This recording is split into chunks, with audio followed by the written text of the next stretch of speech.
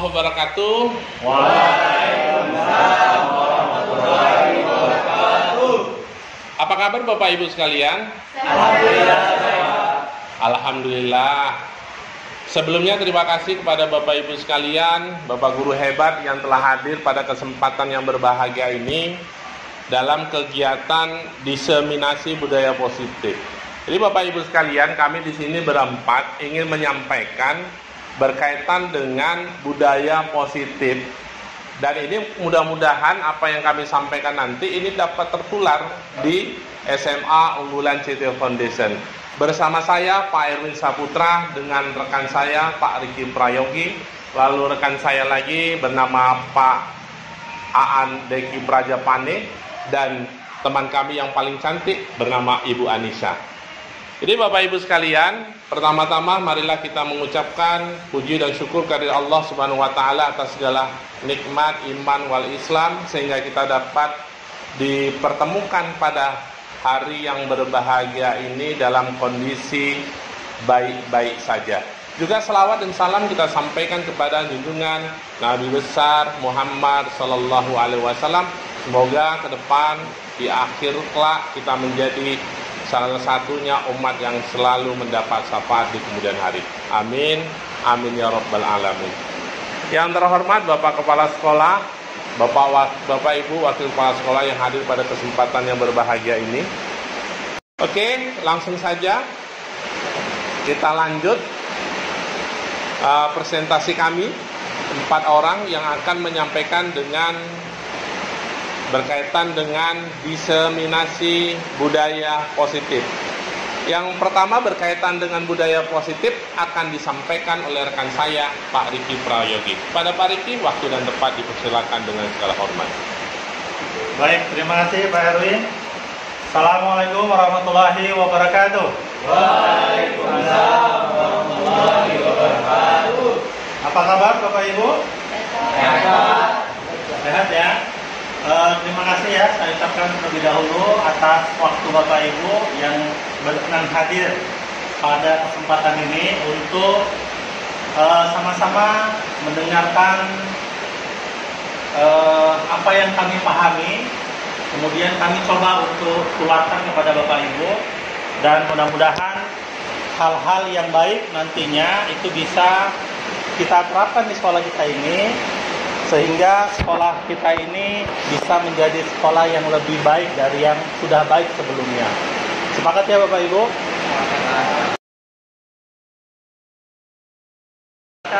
Tentang apa sih budaya positif ya. Jadi budaya positif itu adalah nilai-nilai atau keyakinan-keyakinan dan kebiasaan-kebiasaan di sekolah yang berpihak pada murid dapat berkembang sehingga murid dapat berkembang menjadi pribadi yang kritis, penuh hormat dan tanggung jawab. Nah, itu sebenarnya budaya positif. Jadi kita ingin membuat nilai-nilai atau keyakinan-keyakinan atau kebiasaan-kebiasaan di sekolah kita ini, sehingga kebiasaan-kebiasaan itu nantinya akan membuat murid berkembang menjadi pribadi yang kritis, penuh hormat dan tanggung jawab. Nah, budaya positif ini kita buat di kelas. Ya Bapak Ibu, kita buat di kelas. Nah, nanti kalau mau kita kembangkan, kita juga bisa membuat budaya positif ini di sekolah. Jadi bukan cuma di kelas, tapi di sekolah. Yang nilai-nilai tadi atau keyakinan-keyakinan tadi atau kebiasaan-kebiasaan tadi itu mengikat untuk siswa, guru, karyawan, ataupun warga yang ada di sekolah ini. Bahkan Bapak Ibu, budaya positif ini juga bisa kita terapkan di rumah tangga kita Bapak Ibu. Jadi bisa aja nanti kita buat budaya positif bersama istri kita, bersama anak kita gitu. Begitu Bapak Ibu. Kemudian Di dalam budaya positif itu salah satunya kita akan bahas tentang disiplin positif. Nah, disiplin positif adalah bagaimana seseorang itu memiliki disiplin diri. Berarti mereka bisa bertanggung jawab terhadap apa yang dilakukannya. Karena mereka mendasarkan tindakan mereka pada nilai-nilai kebajikan universal. Maksudnya kebajikan universal itu adalah nilai-nilai umum yang memang tidak hanya kita yang menilai baik, tapi orang di luar juga menilainya baik. Artinya dia universal. Gitu ya Bapak Ibu. Nah, kemudian tujuan untuk disiplin positif ini adalah membentuk sikap dan perilaku seseorang sesuai dengan yang diharapkan oleh masyarakat. Selain itu, kedisiplinan juga akan membantu anak untuk belajar bertanggung jawab dan mengendalikan diri mereka.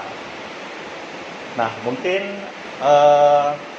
itu dulu yang bisa saya sampaikan ya Bapak Ibu.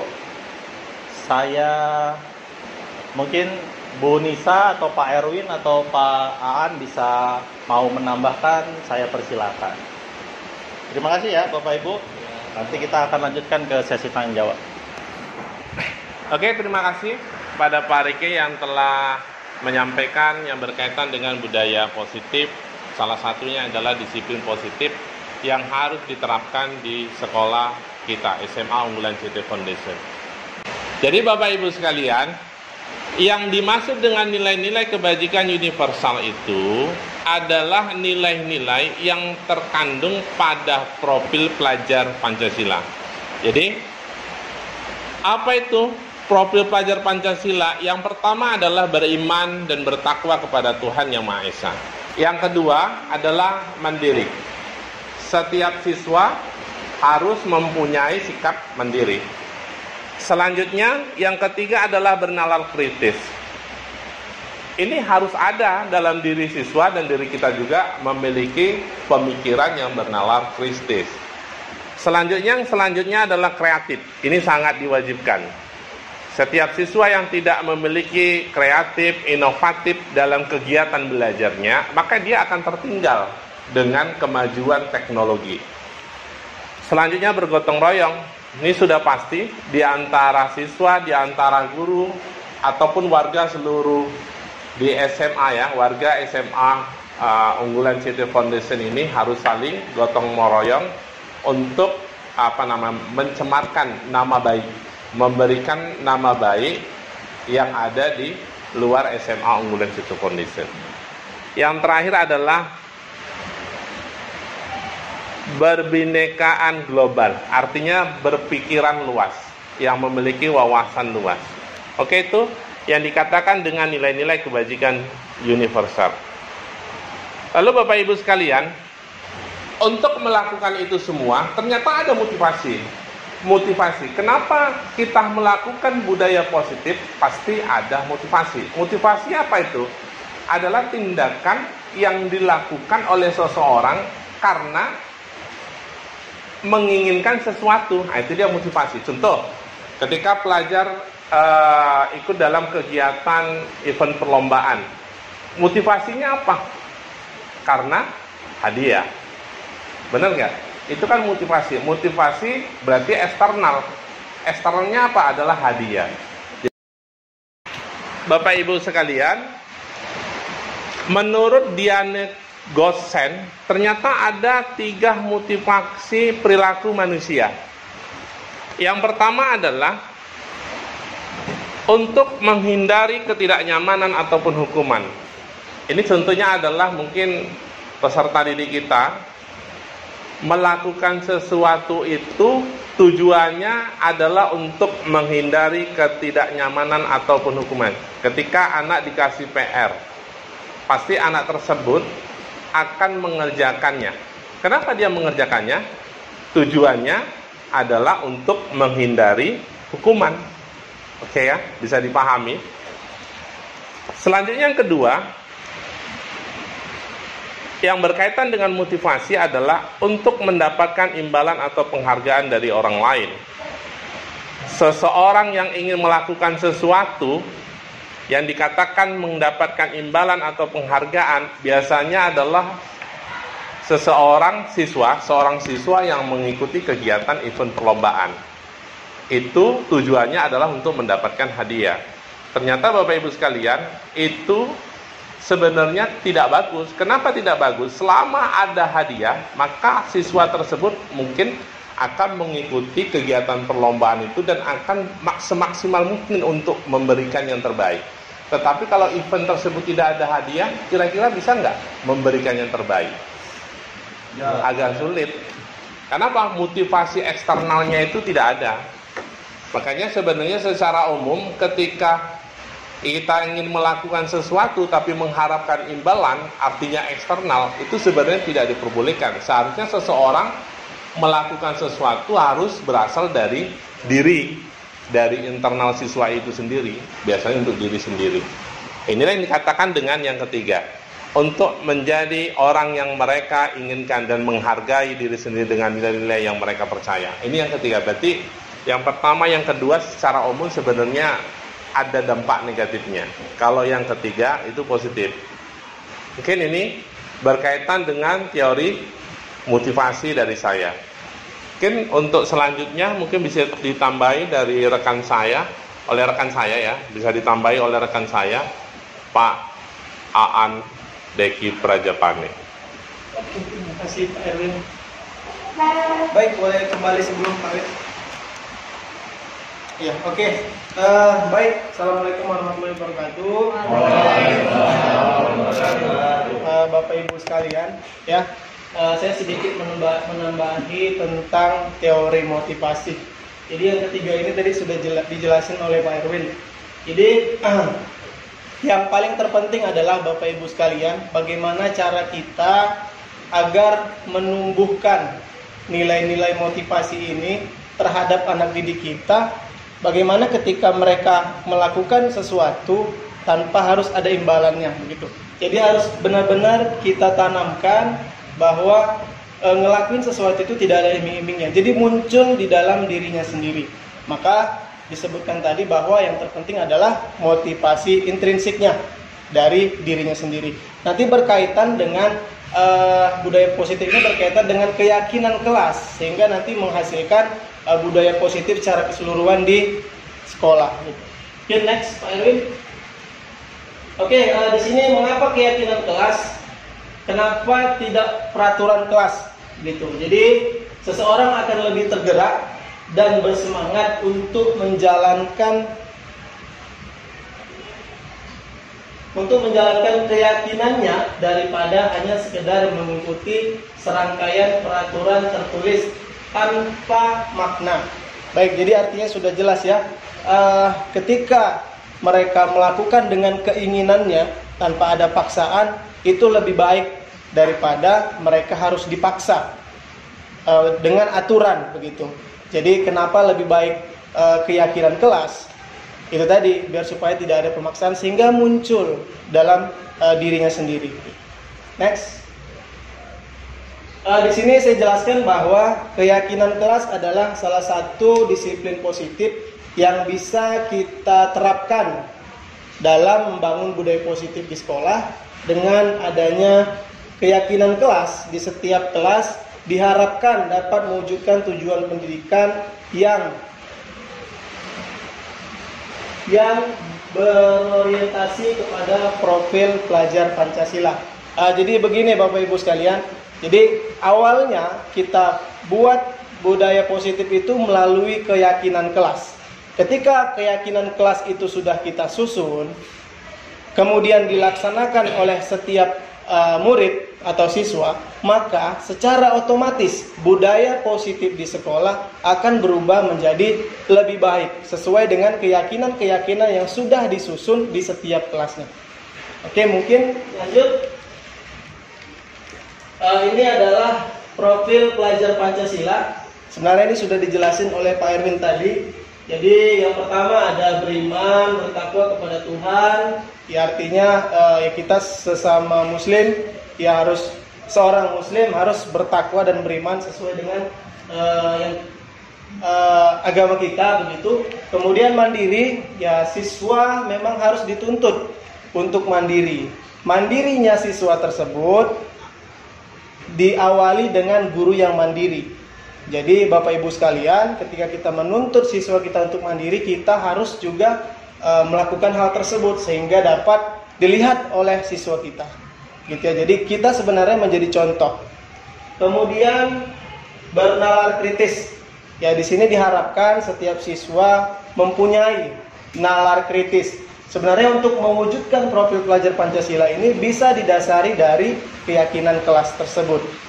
Kemudian kreatif, ya ini ya harusnya ya semua siswa harus kreatif. Kemudian bergotong royong ini saling teman atau satu kelas bisa kita buat mereka bagaimana caranya mereka supaya tolong menolong sesama mereka gitu, sehingga nanti ketika mereka berada di luar kelas secara otomatis mereka bakal tolong menolong dengan teman yang di luar kelas tadi gitu.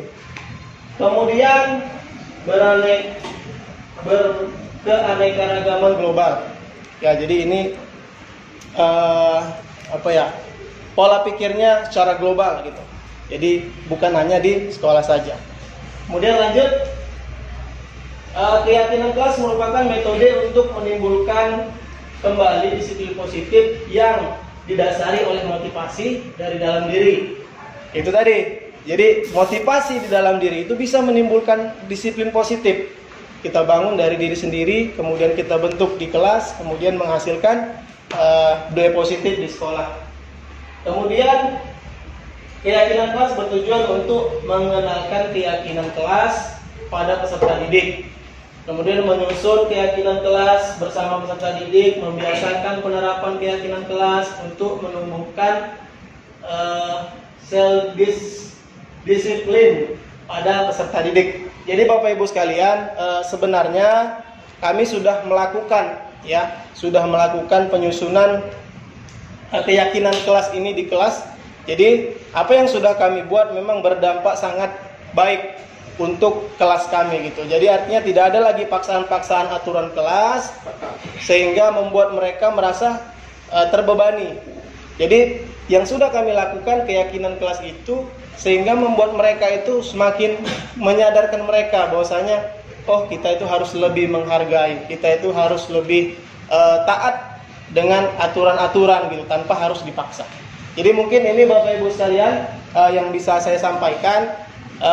Mungkin nanti bisa ditambahin oleh teman saya, Ibu Anissa, Pak Erwin, dan Pak Riki. Mungkin itu saja, saya kembalikan ke Pak Erwin. Oke, terima kasih kepada Pak Pane yang telah menyampaikan presentasinya. Jadi Bapak Ibu sekalian gini dia, apa beda keyakinan kelas dengan peraturan gitu? Kalau peraturan itu biasanya satu arah, yang membuat itu adalah pihak sekolah. Misalnya dilarang merokok, dilarang telat gitu, dilarang datang terlambat, dilarang mencontek, itu peraturan. Yang membuat adalah pihak sekolah. Lalu keyakinan kelas itu dua arah. Yang membuat itu ya guru bersama siswa, dan guru yang menyampaikan nanti siswa yang menyampaikan peraturan apa saja yang harus dilakukan. Misalnya nanti diskusi misalnya guru wali kelas lah gitu, wali kelas berdiskusi dengan siswa, keyakinan kelas apa saja yang harus kita buat. Jadi semua usulan itu, peraturan itu dimulai dari siswanya. Misalnya menghargai pendapat orang lain, tapi kalimatnya harus positif, jangan yang negatif. Kalau tadi kan peraturan dilarang ini, dilarang itu, dilarang merokok, dilarang datang lambat, itu kan negatif dia ungkapannya. Tapi kalau keyakinan kelas lebih cenderung dia ke kalimat yang positif, menghargai pendapat orang lain, gitu kan. Belajar selalu dalam keadaan senyum dan bahagia dengan perasaan bahagia. Sepertilah contoh-contoh keyakinan kelas. Dan ke depan harapan kami ini diterapkan di SMA Unggulan City Foundation. Jadi biasanya pada saat kapan keyakinan kelas ini dibuat? Biasanya pada saat awal mulai pembelajaran itu, misalnya tahun pelajaran kita dimulaikan di bulan 7. Kalau seandainya telat, ya pada saat ini sudah disampaikan kepada Bapak Ibu sekalian, bisa dimulai besok membuat keyakinan kelas bersama siswa. Itu saya kira suatu hal yang sangat positif karena peraturan itu berasal dari siswa. bukan berasal dari sekolah. Jadi seperti itu ya. Itu perbedaan antara pelaturan dengan keyakinan kelas. Untuk selanjutnya bisa disampaikan oleh Ibu Anissa, rekan saya. Mungkin dipersilakan. Terima kasih Pak Erwin.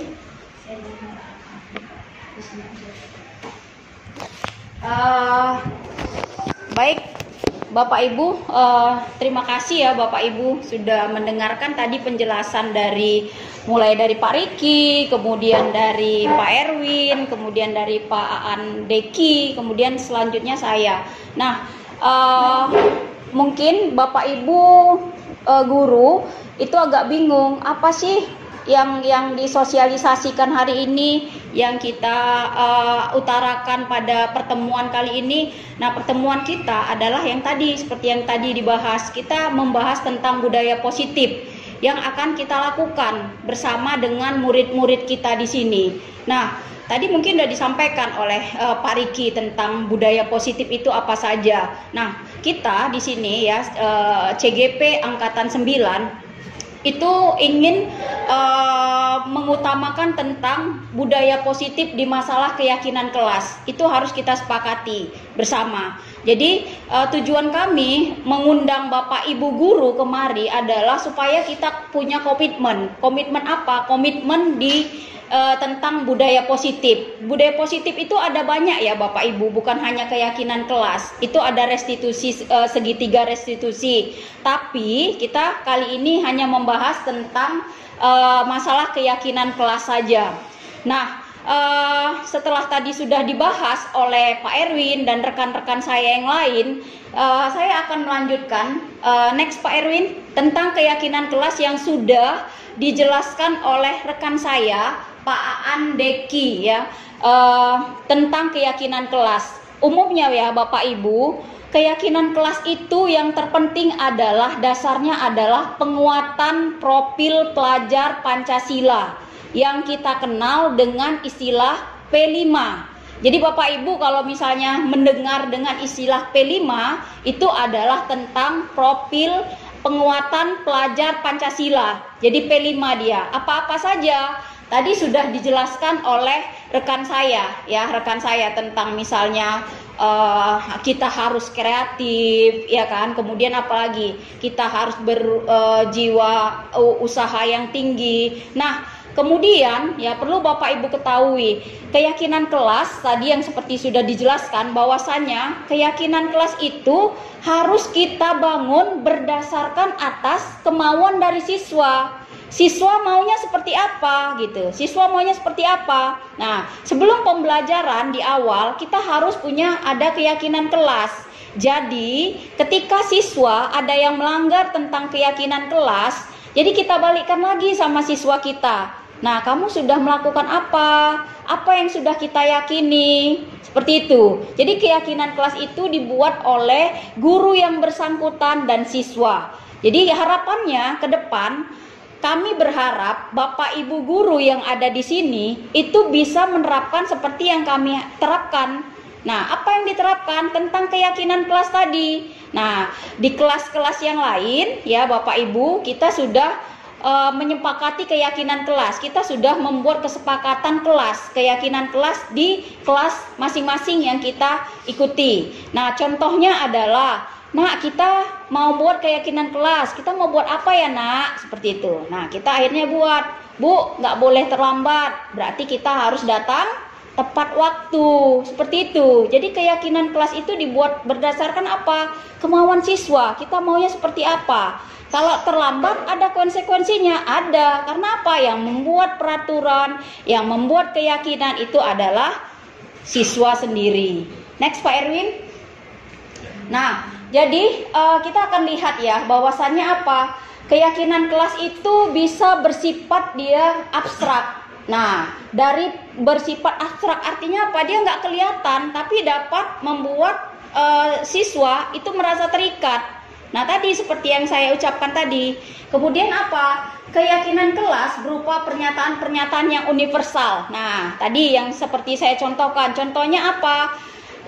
Bu, kita nggak boleh terlambat, tulis. Kita nggak boleh terlambat. Artinya apa? Harus datang tepat waktu. Kemudian apalagi keyakinan kelas yang mungkin Bapak Ibu pikirkan? Kira-kira yang mau kita disepakati oleh anak muridnya apa kira-kira? Bapak Ibu. Tadi nggak boleh terlambat. Apalagi kira-kira contohnya Bapak Ibu? Apalagi? Ya, silakan Bu. Belajar diselingi bermain. Belajar diselingi bermain. Berarti kita harus belajar apa? Santai. Bener ya? Belajar santai. Nah, itu keyakinan kelas contohnya. Contoh yang lain apa kira-kira Bapak Ibu? Pakaiannya rapi. Iya, pakaiannya rapi. Berarti berpakaian dia harus rapi, nggak boleh jorok, nggak boleh kotor. Nah, itu keyakinan kelas itu yang kita kasih dengan siswa. Apakah kita yang mengusulkan seperti ini? Enggak, tapi kita kasih ke siapa? Ke siswa, seperti itu. Oke, berikutnya adalah pernyataan keyakinan kelas senantiasa dibuat dalam bentuk positif. Nah, contohnya tadi, contohnya apa? Nggak boleh terlambat, berarti jangan terlambat. Itu kan negatif. Nah, kata positifnya apa? Iya, datang tepat waktu. Benar. Kemudian apa? Jangan tidak mengerjakan tugas, ya kan? Itu kalimat negatif. Kita jadikan kalimat positif. Jadinya apa?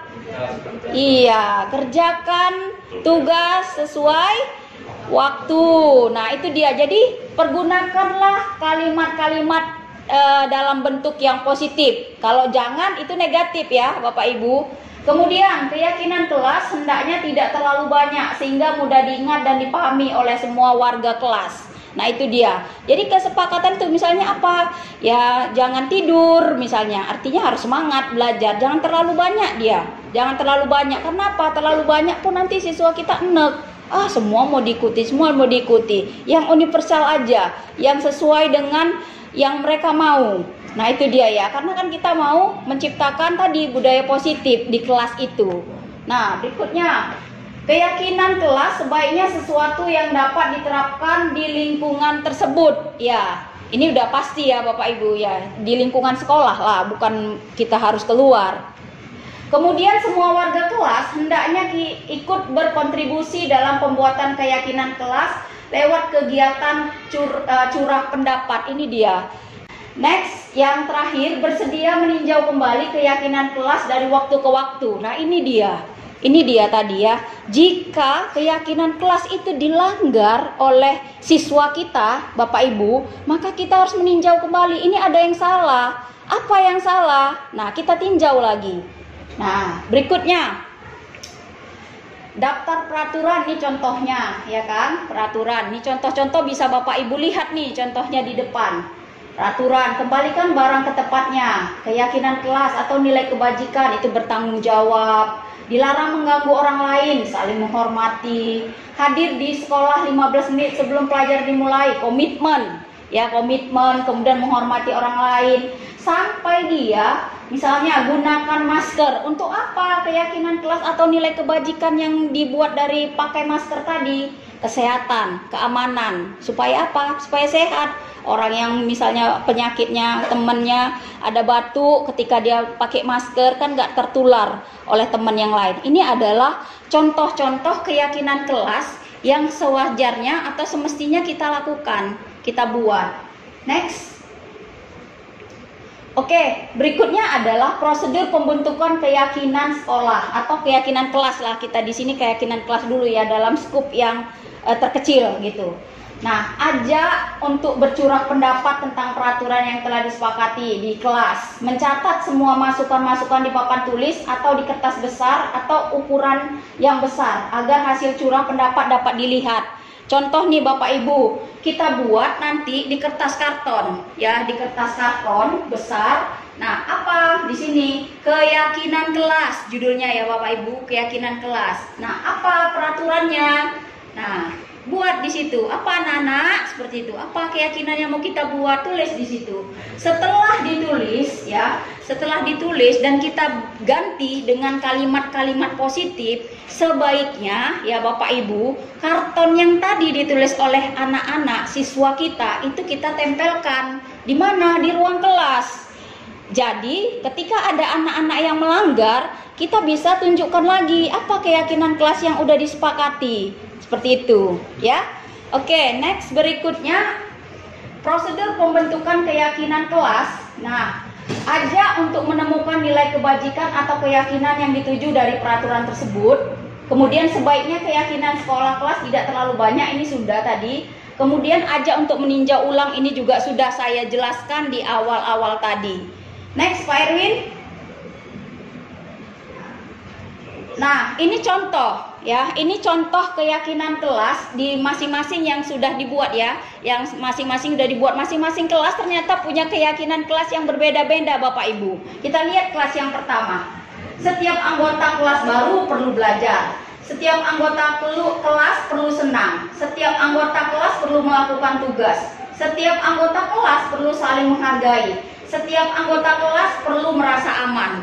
Nah, kita lihat dengan kelas yang lain. Selalu bersikap positif, kemudian senantiasa menjadi diri terbaik, kemudian percaya dan menghormati orang lain serta barang miliknya, kemudian berkomitmen terhadap setiap tugas, dan senantiasa membantu. Kelas yang lain beda lagi keyakinan kelasnya, Bapak Ibu. Coba lihat. Kami meyakini bahwa sangat penting untuk menghormati semua orang dan barang milik orang lain. Ini boleh dibuat, boleh Bapak Ibu, ya. Jadi ketika anak murid kita mau buat kayak gini, boleh nak, seperti itu. Kemudian bekerja sampai diterima dan dimiliki. Jadi kalimat-kalimat ini sudah positif, sudah. Dari yang sebelumnya kalimat ini adalah kalimat negatif, ini sudah dibuat menjadi kalimat yang positif.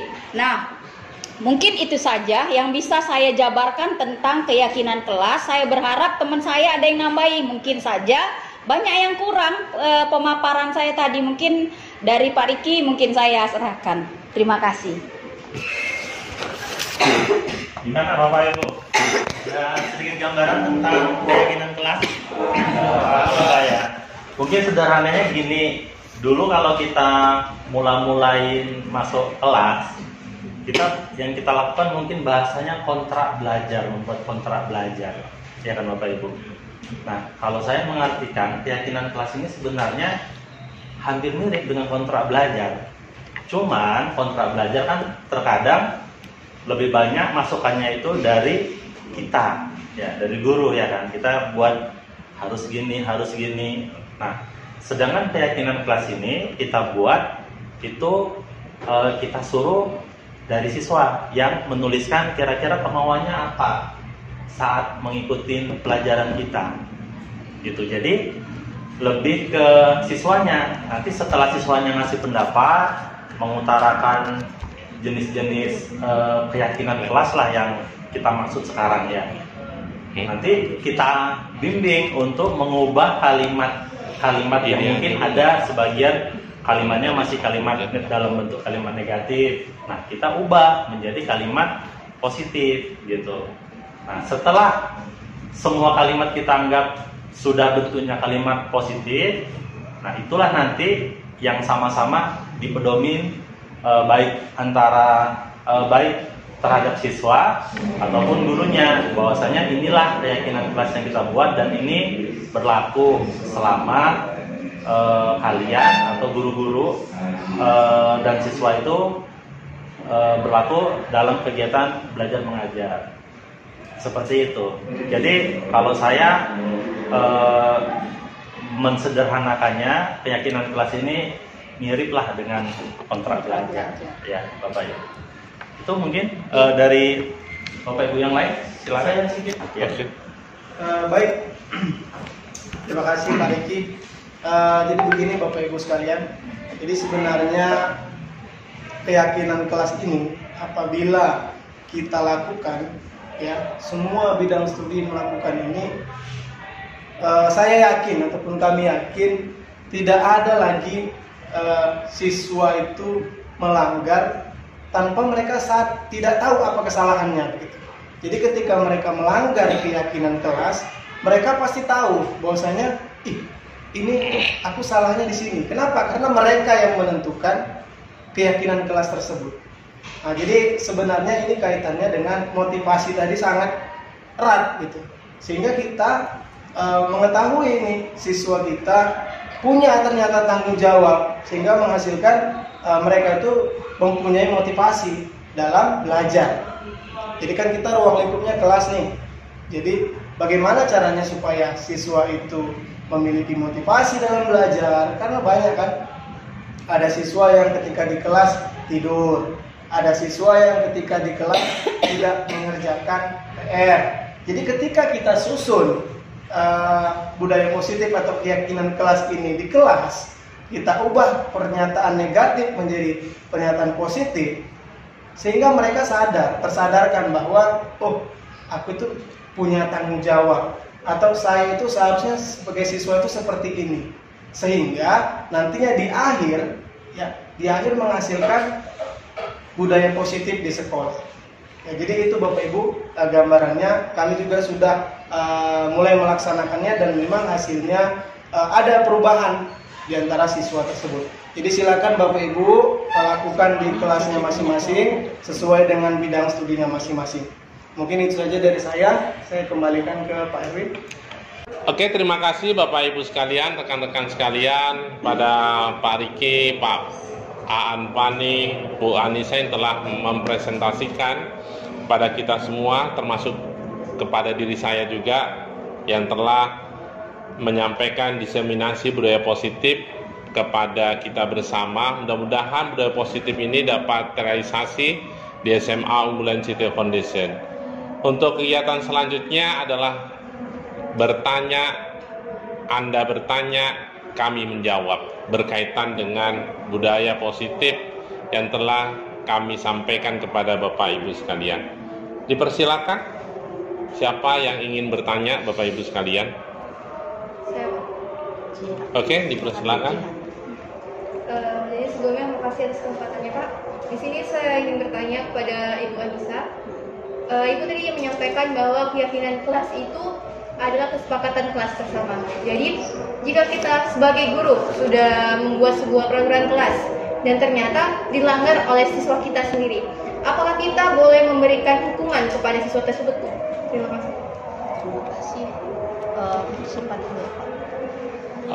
Saya kira simpan aja dulu ya. Mungkin ada lagi yang mungkin. Oke, kepada Pak Ibrahim dipersilakan. Nah, ini tadi setelah materi telah tersampaikan, saya ingin bertanya kepada Bapak dan Ibu semua. Nah, jika peraturan keyakinan tersebut dibuat per kelas dan peraturannya itu banyak gitu kan Pak, terus otomatis murid-murid itu akan merasa terbebani oleh peraturan yang mereka buat tersebut. Nah, apa ini aja saran dari saya Pak, kita buat satu peraturan saja dari keyakinan mereka, dan itu mereka laksanakan semua. Dan kalau misalnya peraturan itu banyak, pasti otomatis orang itu nggak akan mengerjakan peraturan itu Pak, ada yang melanggar gitu. Nah, kalau misalnya cuma satu gitu tapi terlaksana semua, apakah itu bisa Pak? Oke, terima kasih pada Pak Ibrahim. Selanjutnya ada lagi Bapak Ibu sekalian. Oke, pada Pak Tama dipersilakan. Terima kasih atas kesempatannya. Yang ingin saya sampaikan adalah apakah dengan kita membuat keyakinan kelas ini dapat berpotensi bertentangan dengan peraturan yang ada di sekolah kita. Mungkin itu saja. Oke, terima kasih Bapak Ibu sekalian. Pada rekan-rekan sekalian ada 3 pertanyaan. Yang pertama mungkin pertanyaan dari Bu Jihan. Mungkin mau dijawab ya sama Bu Anissa. Pada Bu Anissa dipersilakan. Ya, terima kasih Pak Erwin. Berkaitan dengan pertanyaan Bu Jihan tadi, saya mencoba menjawab. Nanti mohon Bapak Ibu guru yang lain, Bapak-bapak yang lain bisa berkenan membantu jawaban tersebut. Jadi ketika kita sudah membuat peraturan kelas atau keyakinan kelas, boleh nggak kita itu ketika siswa itu melanggar menghukum, ya boleh nggak kita menghukum? Nah, jawabannya adalah Bapak Ibu itu harus melakukan pendekatan dulu, ya. Kalau dalam bahasa kami itu ada segitiga restitusi. panggil dulu anaknya, panggil dulu siswanya untuk ditanya apa masalahnya, kenapa dia melakukan pelanggaran ataupun melanggar keyakinan yang sudah disepakatin gitu. Nah, tanya alasannya kenapa, kemudian baru kita tanya lagi ya, baru kita kita benar-benar koreksi apakah yang sudah kita lakukan dan dia lakukan itu memang murni kesalahan yang memang disengajanya gitu. Ada memang kesalahan yang tidak disengaja. Nah, jika kesalahannya disengaja oleh siswa tersebut, serahkan lagi hukumannya kepada siswa. Nah, kamu mau apa, Nak? Kamu mau apa dari pelanggaran keyakinan kelas yang sudah kita sepakati? Intinya adalah pertama-tama yang harus kita lakukan adalah tanya dulu anaknya, kenapa dia bisa melakukan kesalahan tersebut, kenapa dia sudah melanggar peraturan yang sudah disepakatin, jelas-jelas sudah disepakatin. Seperti itu ya Bu Jihan. Jadi ada rangkulan terhadap siswa tersebut. Mungkin itu saja Pak Erwin, silakan kalau ada yang ditambahkan. Oke, terima kasih kepada Bu Anissa. Jadi secara umum nanti tidak langsung dihukum ya Bu Jihan. Jadi kita harus kita panggil, diajarkan diskusi bersama. Jadi dalam bahasa yang sudah kami pelajari itu namanya adalah aturan segitiga restitusi.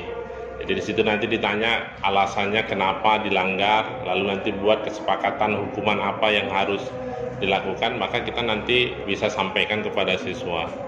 Mungkin itu ya, tapi secara umum tidak ada hukuman gitu.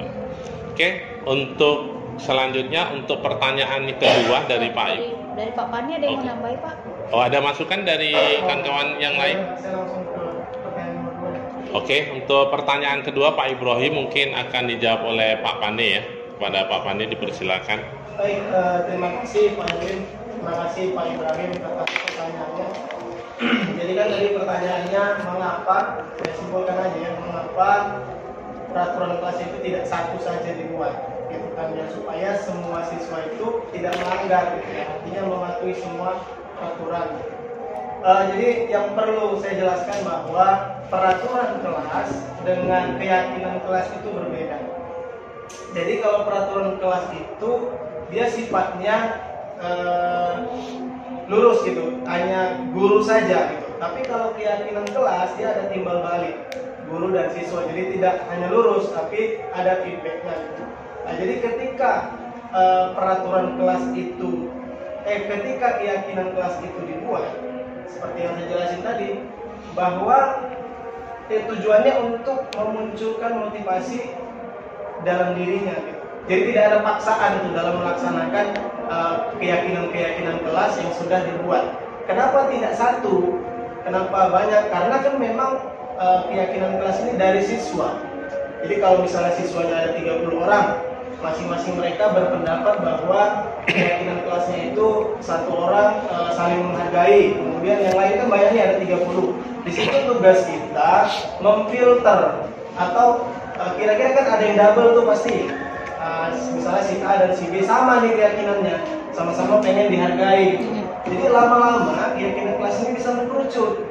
Jadi kita buat tadi dari pertanyaan negatif ke positif, kemudian kita lihat juga ada nggak yang sama, gitu, sehingga nanti kita kerucutkan berapa banyak keyakinan kelas yang sudah siswa kita itu utarakan.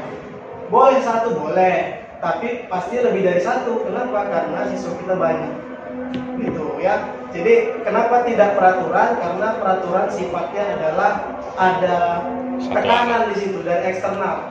Makanya disarankan untuk keyakinan kelas. Jadi dari mereka untuk mereka, kita di situ hanya memfasilitasi dan mengarahkan mereka, dan supaya mereka itu mau menaati yang sudah mereka yakini. Mungkin itu saja yang bisa saya jawab, Pak Ibrahim. Terima kasih. Saya kembalikan ke Pak Erwin atau Pak Riki, ada yang mau ditambahin? Pak Riki mau ditambahin? Sedikit saja mungkin ya Pak Ibrahim. Jadi kalau yang namanya keyakinan kelas, kalau cuma satu, kesikitan saya rasa. Kenapa kesikitan? Karena memang yang namanya keyakinan kelas itu yang ngasih pendapat seperti yang diutarakan sama Pak An tadi, ada banyak orang, ada banyak siswa kita di kelas. Jadi saya yakin nggak mungkin cuma satu keyakinan kelas itu. Tapi yang jadi masalah kalau terlalu banyak, 30 siswa masing-masing bikin satu keyakinan kelas. Nah itu yang harus kita reduksi, kita kerucutkan lagi. Jadi mana-mana yang mirip kita satuin gitu. Jadi tidak terlalu banyak.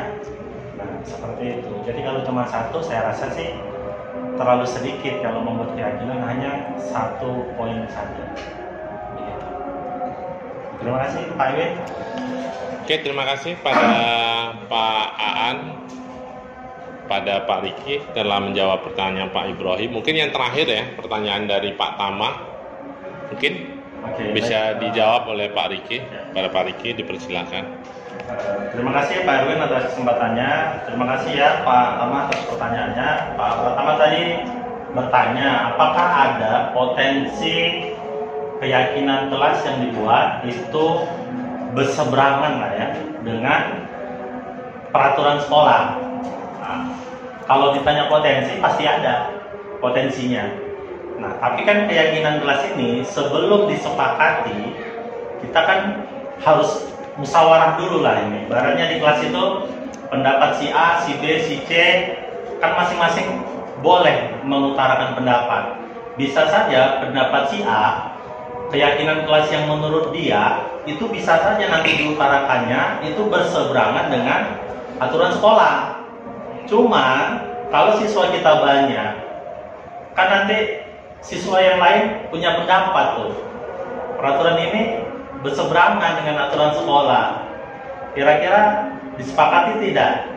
Nah, tentunya kita selaku guru juga kan harus meluruskan juga mana-mana yang bengkok, keyakinan kelas yang diutarakan agak bengkok dikit, kita coba kasih masukan juga ke anak-anak sehingga keyakinan kelas yang dibuat benar-benar tidak berseberangan dengan aturan sekolah.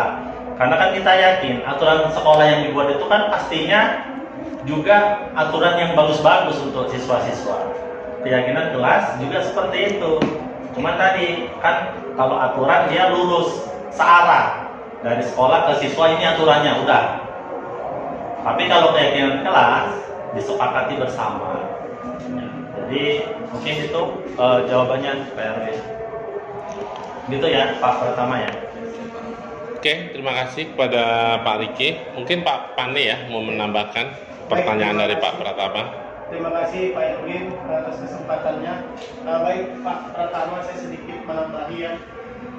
Sebenarnya ketika keyakinan kelas ini benar-benar disusun dengan baik, artinya mengikuti dari rules yang sudah dijelasin oleh Ibu Alisa tadi, dimulai dari kalimat-kalimat positif, kemudian kata-kata yang baik, kemudian tidak terlalu panjang gitu. Saya rasa tidak bertentangan dengan peraturan sekolah. Kenapa? Karena peraturan sekolah juga yang baik-baik untuk siswa. Ya, ketika ada kalimat yang keluar dari siswa itu melanggar dari peraturan sekolah, berarti kan kalimat tersebut itu tidak cocok untuk keyakinan kelas. Karena berarti kalimat negatif dong. Gitu ya, itu secara logika saja gitu. Jadi ketika ada itu, yaitu tugas kita sebagai guru untuk mengarahkan siswa bagaimana supaya mereka itu sebelum mengutarakan berpikir positif dulu. Kira-kira apa yang mau mereka lakukan ketika pembelajaran gitu. Saling menghargai kan, gitu, yang baik-baik. Jadi kita munculkan itu sehingga mereka pun berpikiran bahwa yang mereka utarakan itu baik-baik, sehingga nantinya harapannya ketika keyakinan kelas ini sudah keluar dan disepakati dan dilaksanakan, tujuannya adalah budaya positif di sekolah.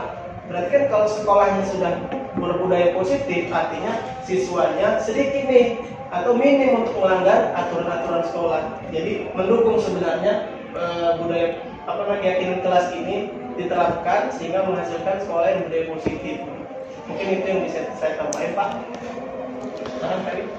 Oke, terima kasih kepada rekan-rekan sekalian, pada Pak Pane, pada Pak Riki, kepada Bu Nisa, dan kepada saya sendiri, Pak Erwin. Jadi, ya terutama mungkin terima kasih kami kepada Bapak Ibu sekalian, mungkin kepada WKS ya, WKS kesiswaan yang hadir bersama kami, yang mewakili Pak Kepala Sekolah yang sampai saat ini masih bersama kami. Jadi secara umum Bapak Ibu sekalian, mudah-mudahan apa yang telah kami sampaikan ini dapat kita terapkan di sekolah kita ya, di SMA Unggulan City Foundation.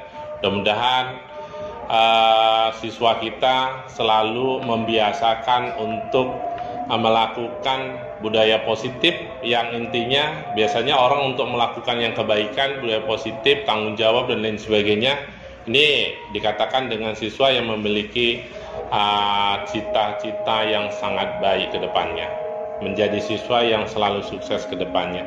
Oke, saya kira sampai di sini saja. Kami 4 rekan mengucapkan terima kasih atas segala perhatian. Mohon maaf kami atas segala kesalahan. Apa yang kami sampaikan bisa ambillah yang positifnya. Kalau seandainya ada kalimat yang salah, kata-kata yang salah, dan yang negatif yang mungkin menyakitkan hati Bapak Ibu sekalian, mohon itu untuk dimaafkan. Oke, kalau ada jarum yang patah, siapa sih yang matahi? Kalau ada kata-kata yang salah, mohon untuk selalu dimaafin. Oke, sekian dan terima kasih. Rukun Islam 5 perkara, rukun iman 6 perkara. Sampai di sini bersama saya Erwin Saputra. Billahi taufik wal hidayah. Wassalamualaikum warahmatullahi wabarakatuh. Waalaikumsalam.